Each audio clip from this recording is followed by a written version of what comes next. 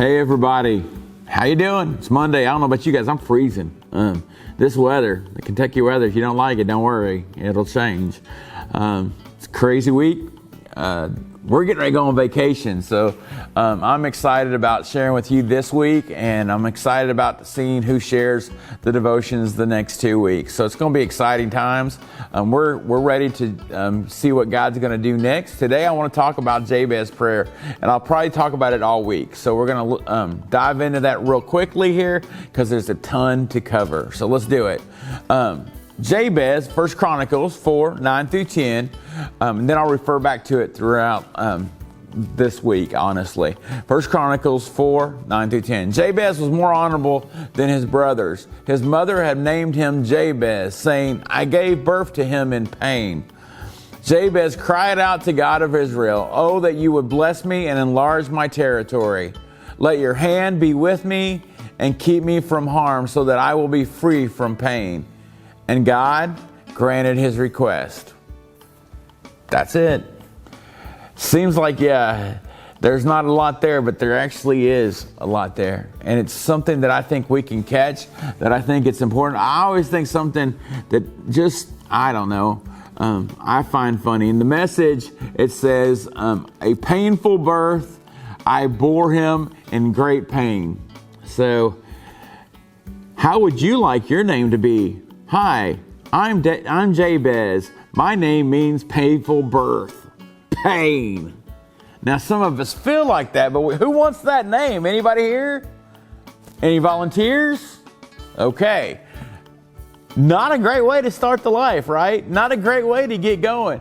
This is kind of a crazy thing to me as we look at Jabez and we look at his story. And was his brothers just bad people, or was he just a great person? I don't know. It says Jabez was a better man than his brothers. Were they just horrible individuals, or was he just that good? I'm going with that good, the more I get to know about Jabez, but who knows? But it's an interesting thing to dive into this text. It's an interesting thing to really see what God can do. There was a whole book written on it by Bruce Wilkinson, and one quote I want to give from him. Most of us think that our lives are too full already. But when in faith you start to pray for more ministry, amazing things occur. As your opportunities expand, your ability and resources supernaturally increase too. Right away, you'll sense the pleasure God feels in your request and his urgency to accomplish great things through you. Oh. So how many of you really believe that God can do great things through you? When was the last time you said, God, bless me so I can bless others? God, help me be a blessing. God, help me find someone today that I can just smile and they see that and it's just a blessing.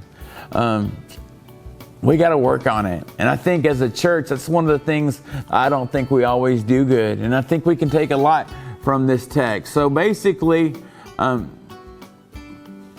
one last thing, Jabez is not remembered for what he did, but for what he prayed and for what happened next. And that's basically what we're going to be diving into. So as we dive into it, I'm going to start off. The first thing he did was he prayed for God's provision in his life. I'm going to dive into some other options about that, but it basically says, bless me.